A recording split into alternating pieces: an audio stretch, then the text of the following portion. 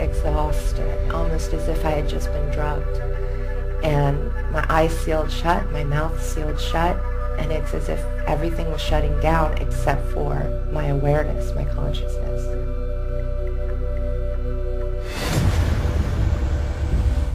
And hearing voices and screams and crying, I would hear all the sounds of hell.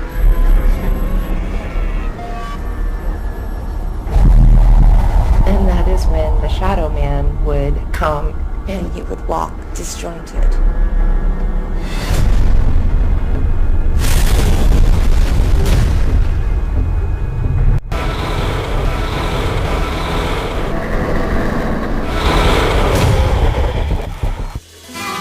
Welcome to my nightmare.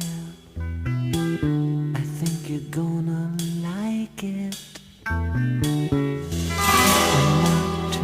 Vacation, unnecessary sedation. You wanna feel at home, 'cause you belong.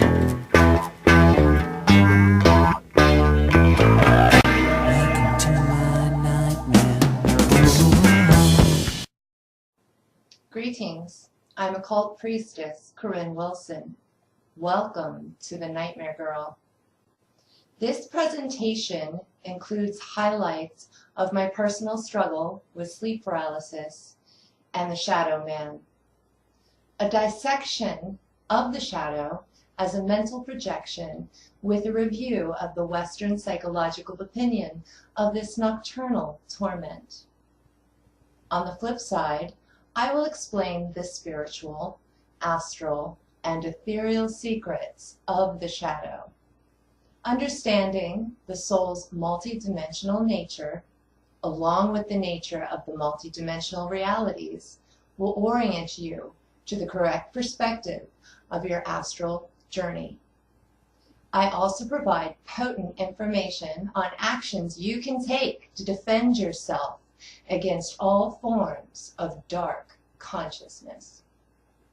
This is a resource video, a seed pod, educating on the basics of sleep paralysis, both mundane and spiritual warfare. If at any time you become confused, stop where you are and jump down the research rabbit hole with links provided. This seed pod presentation requires your participation to ascertain the big picture. The shadow figure from sleep paralysis is an appearance, an apparition, whose secretive identity reveals the intention to remain hidden yet present. The menacing, deeply vibrational, black light masculine form mirrors the silent screams his observers expel. To be there in the paralysis state, drained of all power, motor function, and personal will, one becomes trapped, imprisoned. The complete tactile experience of absolute helplessness. Another energy has now taken full dominion of your experience. This is the first warning of an attack. The progression of the terror only heightens as electricity cracks in your nervous system, buzzing radio frequencies among terrifying screams mixed with choirs of desolate sorrow. The audio-visual experience is now in high-definition horror, a three-dimensional shadow of a man carrying all the sounds and feelings of hell with him, cracks and jerks towards the bed. These questions come to mind at a time like this. Where have I gone? I have not left my bed. Why can't I move? And most importantly, who left the door to hell open in my dream time? I would now like to share a part of my story, the story of a psychic with sleep paralysis. I was born psychic. From my earliest memories, two truths emerged. I could see movies play out in my mind's eye, and I experienced sleep paralysis. I wondered for many years if somehow they were related. I had an inborn knowing that God loved me. As young as 4 years old, I was working in religion and prayer to develop faith and a relationship with God. In reverie, I was easily swept away to higher perception, a psychedelic trip, courtesy of my open and flowing pineal gland. The terrifying nightmares and the broken, abusive souls around me colored my world with storm clouds. Truth, especially emotional truth, was often denied. Visionary and psychic gifts like mine are cultivated over many similar lifetimes through lineages of priestesses and magi. Along with an empathic compassion for others, sensitivity on all levels instructed my choices and moral compass. I did not see my inner self reflected in my outer world. I saw dichotomy, heartache, hypocrisy, abuse, and a three-dimensional shadow man. As I grew in spiritual knowledge, I fostered a great passion for hidden truths, for they reflected my hidden truths within, highlighting them like a secret key. Following the suggestion of know thyself, I came to a gnosis of what lies behind the veil of mysteries, the veil of Isis. I have always existed betwixt and between higher and lower realms, a sacred mission of my soul, calling for a vow to always see in each lifetime. To always see takes one above the stage of life, into the higher, more truthful perspectives. In order for me to know, I must be willing to see. This soul gift is entitled Psychopomp, one who walks and assists in many worlds. Nowadays, being a cult priestess includes slipping into altered states of consciousness on the daily. Unlike my society, most of my telephone calls are visual, telepathic communications with my sky posse upstairs. I have cultivated a wise understanding of my soul as a multidimensional consciousness, a star seed, and an incarnated, immortal expression of divinity.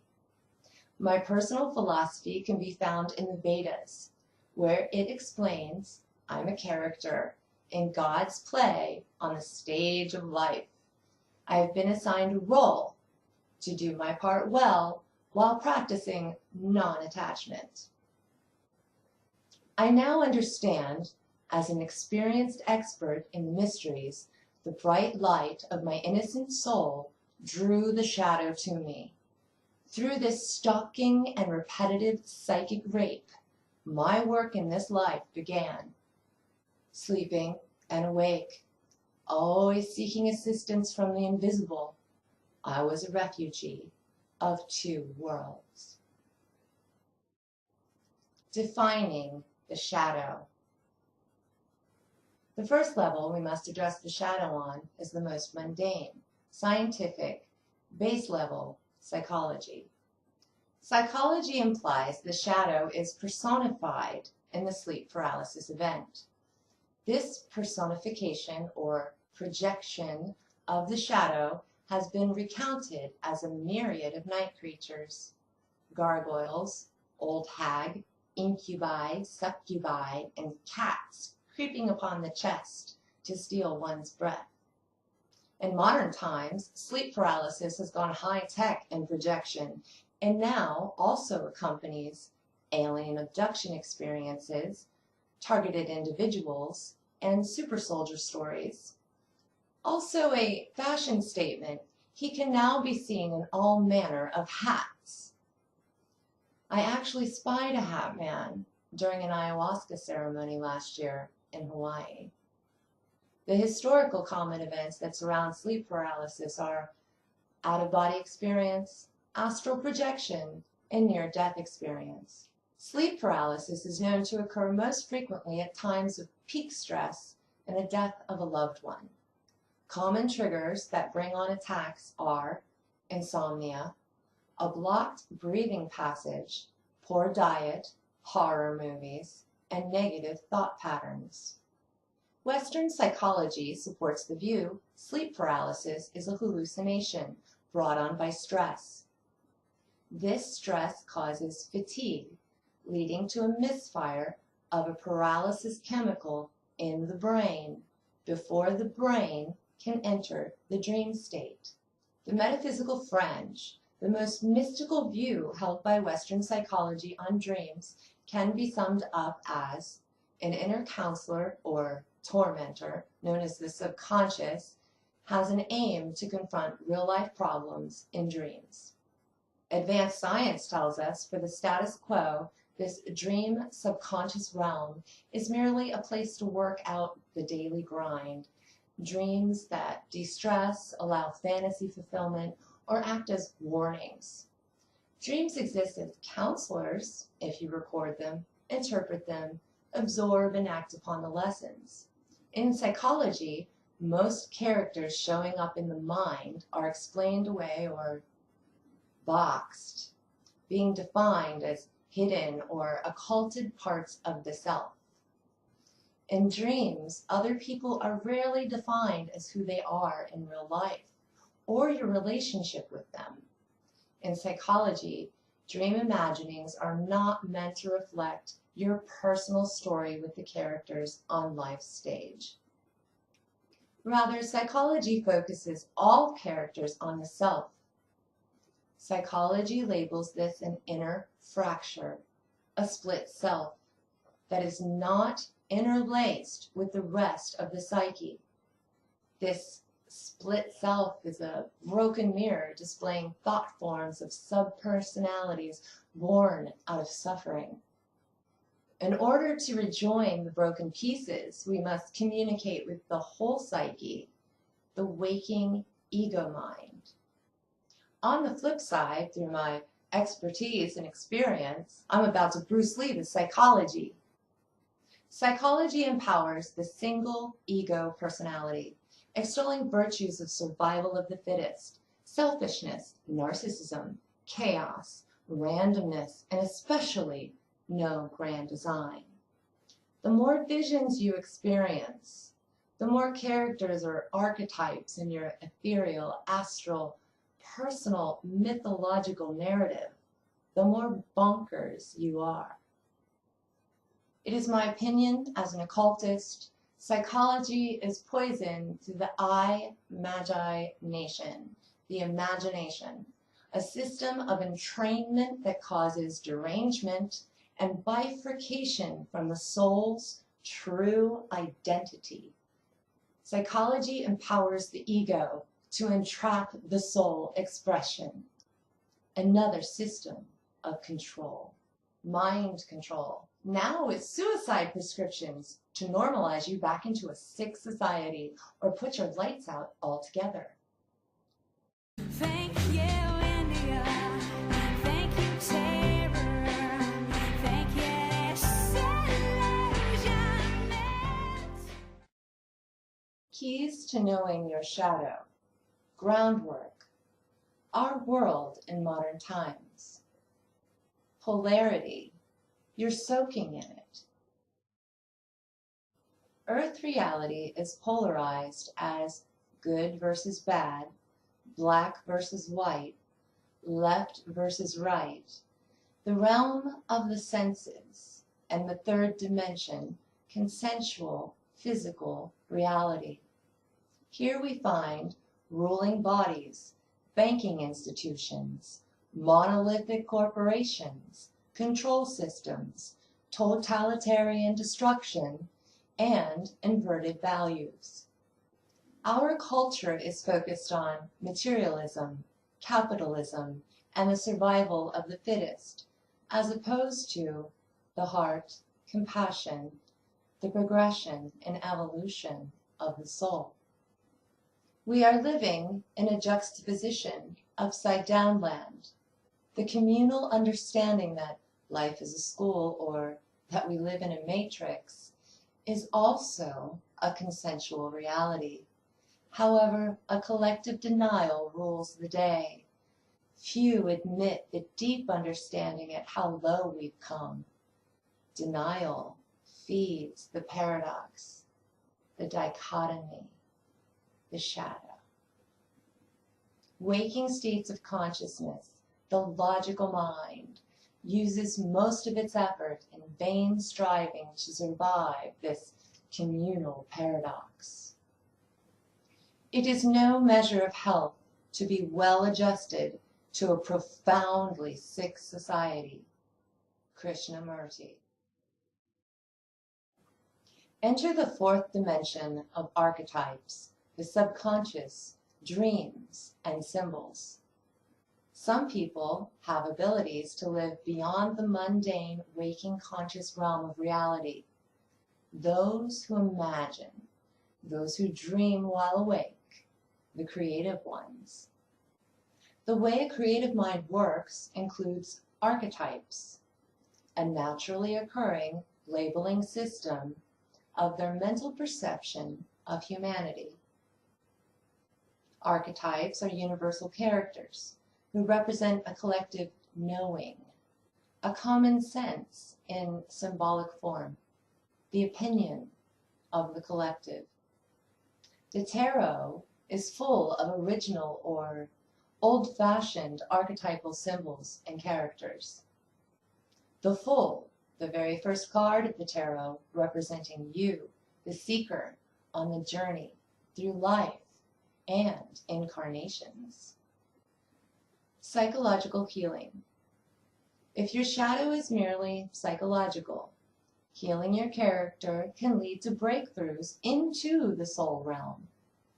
Morality, knowing yourself, acting upon good instincts and intuitions, seeking guidance from a higher source that loves you. Now boarding the soul train.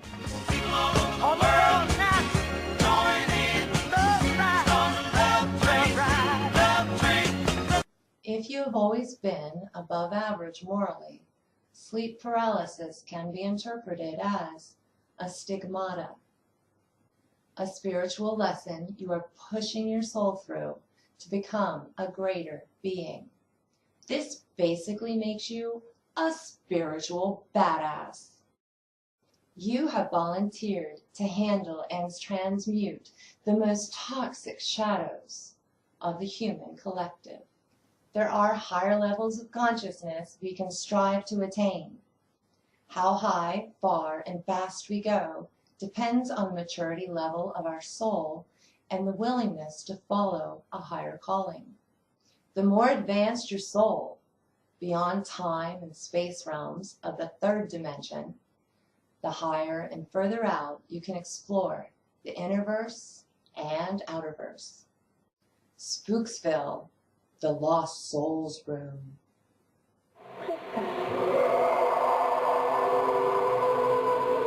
That's the Lost Souls Room, a room for ghosts that have been exorcised. Good devils. For some of you, dream time is a gateway to the astral realm known as fourth density, or 4D. The shadow realm, the underworld, the dead, and their demons reside here. This fourth density, or dimension, is a battleground of spiritual warfare. Here, the shadows roam, looking for lights to devour, earthly lives to control, and ultimately possess.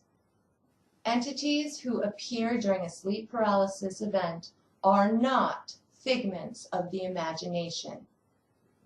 In order to begin to understand the mystery behind sleep paralysis, you must understand your consciousness is traveling beyond your body into astral realms. This brings up many triggers for those who are not ready to learn. They question if there is a God, if there is a heaven. They became convinced material life is all there is. For those people, the mysteries are but pearls before swine. For research on the dimensions and those who inhabit them, I urge you to look into Buddhism.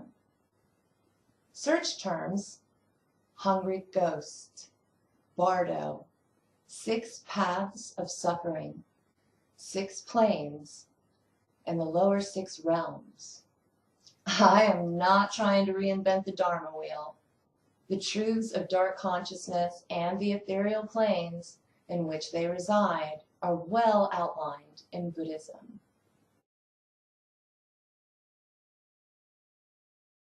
Spiritual warfare: how to conquer the shadow.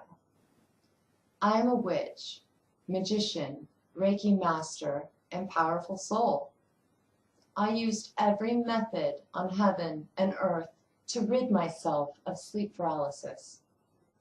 Although success at age 19 on dismissing the shadow man once and for all, I still had terrifying sleep paralysis episodes into my mid-30s. The final cleansing, when I finally surpassed the shadow realm, thus breaking all contracts with darkness, came when I agreed to do Rodney Aschers' movie, The Nightmare. This was a karmic, mindful action on my part. My point being, if you have an active contract with a shadow person, or you have a soul's purpose to pass through the underworld, you must break the contracts and claim sovereignty. Petition heaven with your truth. Once you have cleansed and healed these levels of your psyche and soul, real life changes will occur. Of course, you're no longer haunted and you can sleep. Your overall health is on the rise.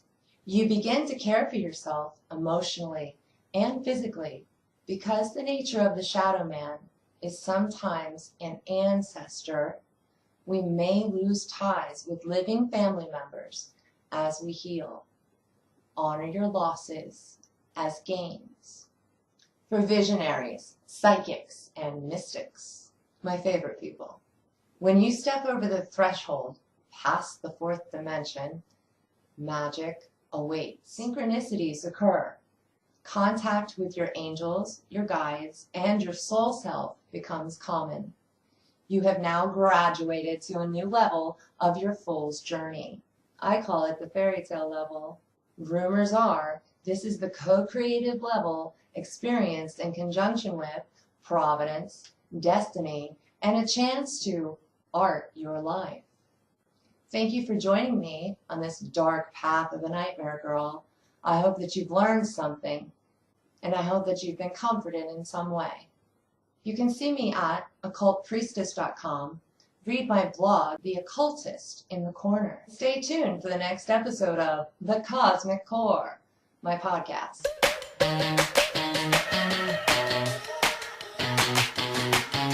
All that I know, I'd rather be broke than boring.